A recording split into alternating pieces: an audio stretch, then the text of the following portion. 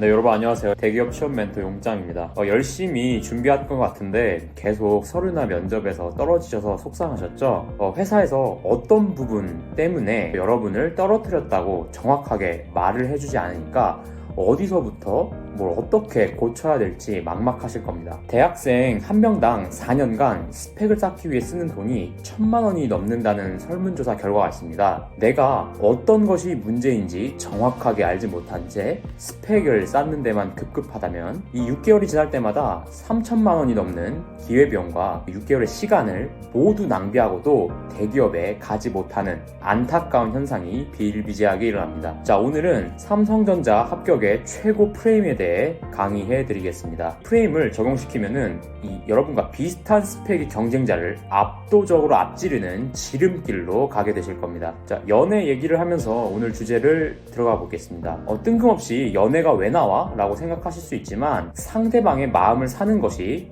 취업과 굉장히 유사하기 때문입니다. 여러분이 짝사랑하는 이성 친구가 있다고 생각해 봅시다. 자, 그 사람에게 나를 제대로 어필하기 위해서 어떻게 해야 할까요? 얼굴, 키, 등 이미 정해진 요소 있잖아요. 이런 것들을 배제하고 이야기를 해본다고 가정을 해봅시다. 내가 얼마나 상대방을 좋아하는지, 상대방을 만나기 위해 했던 간절한 나의 노력들을 얘기하면 될까요? 자, 여러분도 이미 아시겠지만 상대방이 원하는 행동과 말을 해야 됩니다. 손수건이 필요한 상황이라면 손수건을 건네주고 위로가 필요하면 이야기를 들어주는 것이죠. 그런데 많은 지원자들은 본인의 자소서에 이런 식으로 작성을 합니다. 저는 명지대, 서울대 공정실습을 통해 소자를 제작해왔습니다. 직접 장비를 체험하며 8대 공정에 대해 체험적 이해를 할 수 있었습니다. 붙고 싶다는 간절한 마음에 내가 한 경험을 드러내고 싶은 그 마음은 이해가 되지만 중요한 것은 내 자소를 평가하는 현직자 그리고 최종 결정을 내리는 이 임원의 마음을 얻어야 합니다. 자, 그러면 이렇게 현직자와 임원의 마음을 얻기 위해서 어떻게 해야 할까요? 나노종합기술원에서 실습도 하고 키스트에서 연구 경험도 갖고 한국반도체 산업협회 온라인 강의도 듣고 반도체 과목들에서 모두 올 A뿔을 맞으면 될까요? 중요한 것은 경험 자체가 아니라 회사에 이익을 갖다 줄 제대로 된 사고방식을 갖고 있어야 한다는 것입니다. 어차피 지식과 경험은 회사에 들어와서 시간이 지나면 쌓이게 됩니다.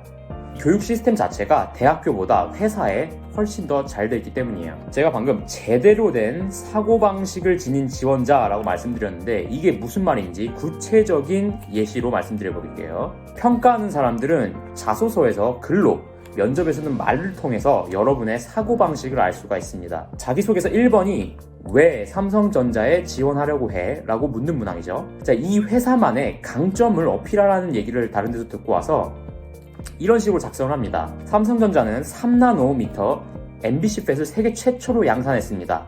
혹은 삼성전자는 캐파가 좋아서 HBM 인공지능 반도체 양산을 잘합니다. 그런 최고의 회사에 들어가서 나도 최고로 성장하고 싶어서 지원했습니다 라고 말을 합니다. 혹시 여기서 문제점을 찾으셨을까요? 지원자는 회사가 원하는 것이 무엇인지 모른다는 것입니다. 회사는 돈을 벌어다 줄 지원자를 원합니다. 공정을 최적화하여 시간과 재료, 이 비용을 줄여 회사에 돈을 아껴줄 사람을 원합니다. 탭에서 웨이퍼가 첫 설비에 들어가서 팹아웃이 될 때까지 3개월 이상이 걸리고 이 수백 개의 스텝을 거치게 되는데 각 공정마다 설비마다 개선점을 찾고 효율화시켜서 시간과 비용을 줄이는 것이 엔지니어의 중요한 역할 중 하나죠. 회사는 이런 엔지니어로서 제대로 역할할 사람인가를 찾고 있는 거예요.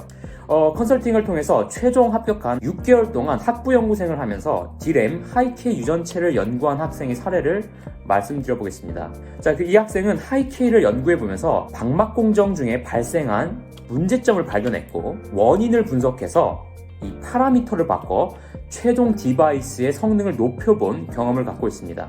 자, 이 경험을 지원 동기에 간단하게 언급하면서 나는 D램의 유전체를 만드는 방막 공정 개선에 기여하고 싶어서 메모리 사업부에 지원했다 라고 작성했습니다. 자, 보시면 아시겠지만 핵심은 내가 했던 경험이 어떻게 회사에 돈을 벌어다 줄까?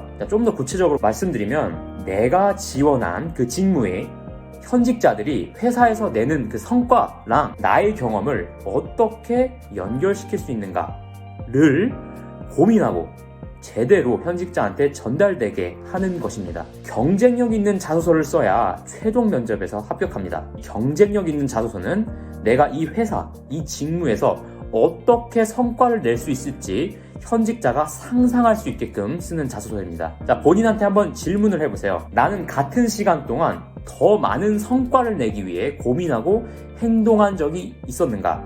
아르바이트를 하더라도요, 남들이 4시간 만에 끝내는 일을 나만의 생각과 행동으로 2시간 안에 끝내본 적이 있는가?